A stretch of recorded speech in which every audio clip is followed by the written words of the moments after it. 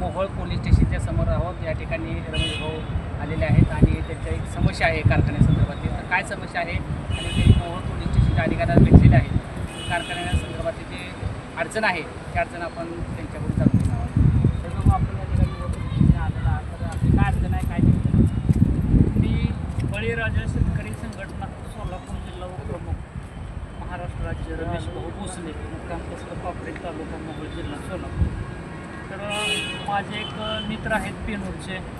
ते मित्र असे आहेत की सोलापूर जिल्हा परिषदचे चरण चौरेचे मोठे भाऊ सुधीर चौरे पत्रकार आहेत. ते अतिशय कष्टाळू माणूस आहे. 2024 ते 25ला भीमा सहकारी साखर कारखान्यावर 74 ton 70 ton 200 kilo 77 ton 200 kilo असा ऊस गेलेला आहे. तर ती बिल आम्ही त्यांना कारखान्यावर वेळोवेळी जाऊन हेल्पट घालून त्यांच्या पायऱ्या झिजवून आम्ही नाहक त्रास घेऊन रात्रंदिवस कष्ट करून ऊस पिकवून त्यांना घातलेला आहे. तरी त्यांनी ह्या माझ्या शेतकऱ्याला कमीत कमी मला वाटतं 1,000 रुपयाने बिल दिले. तर माझं म्हणणं असं आहे की बाबा तुम्ही 1,000ने बिल दिले, पुन्हा आम्ही तुम्हाला ताणल्यानंतर परत अजून नंतर तुम्ही ह्या एका शेतकऱ्याला 1,000 रुपये बिल सोडलं तर असं 1000 शेतकऱ्यापैकी तुम्ही एका शेतकऱ्याला आमच्या दबावपोटी 2,000ने बिल दिलं. राहिलेलं 1,050 रुपये बिल तुम्ही ह्यांना संध्याकाळी 7 वाजेपर्यंत जर नाही ह्यांना बिल जमा केलं, आजचा दिवस आहे, मी आज बोलतो आहे, शनिवार आहे, तर सोमवारपर्यंत ही बिल जर नाही या शेतकऱ्याला जमा झालं तर कारखान्यावरती पाऊलसुद्धा ठेवू देणार नाही.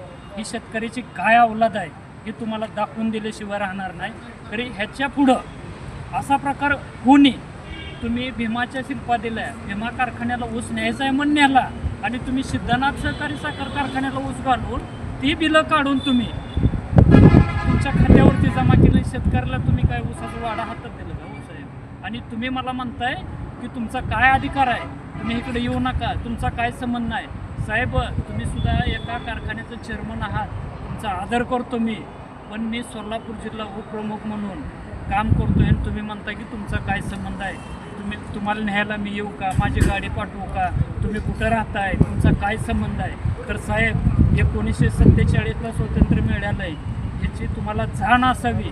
आणि आज तुम्हाला मी ही कल्पना करून देतो आहे की तुम्ही ही बिल दिल्याशिवाय ह्या 4 दिवसात सोमवारपर्यंत मी कदापिच बसणार नाही आणि सहन करणार नाही. येणाऱ्या 28 तारखेपर्यंत ह्या मोहोळ तालुक्यातल्या भीमा सहकारी साखर कारखान्यावर ज्या शेतकऱ्याचा ऊस केला आहे त्या शेतकऱ्याला जर तुम्ही नाही पैसे दिले तर मी 28 तारखेला तुमच्या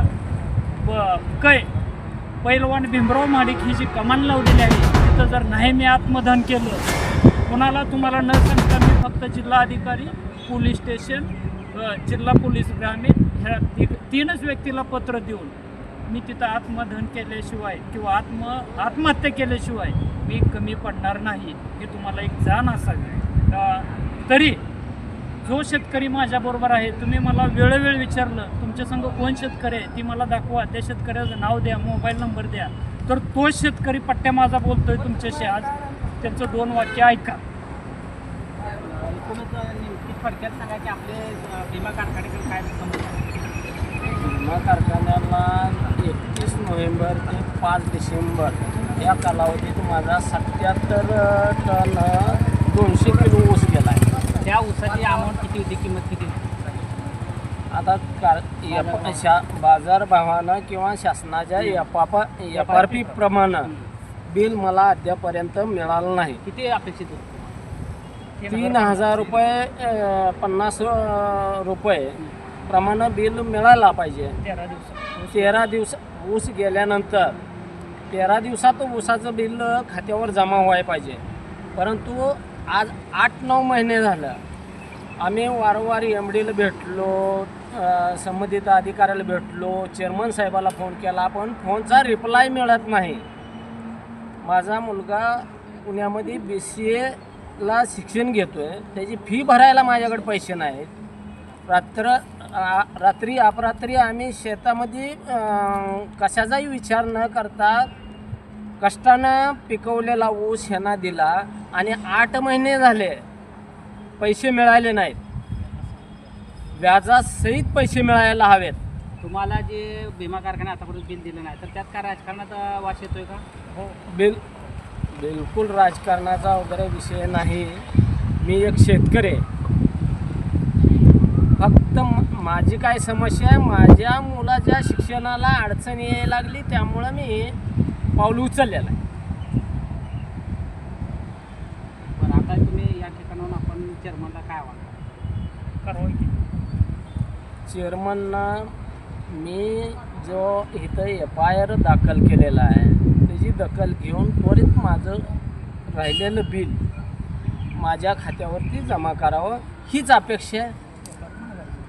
एपार माघारी घ्यायला तयार आहे मी.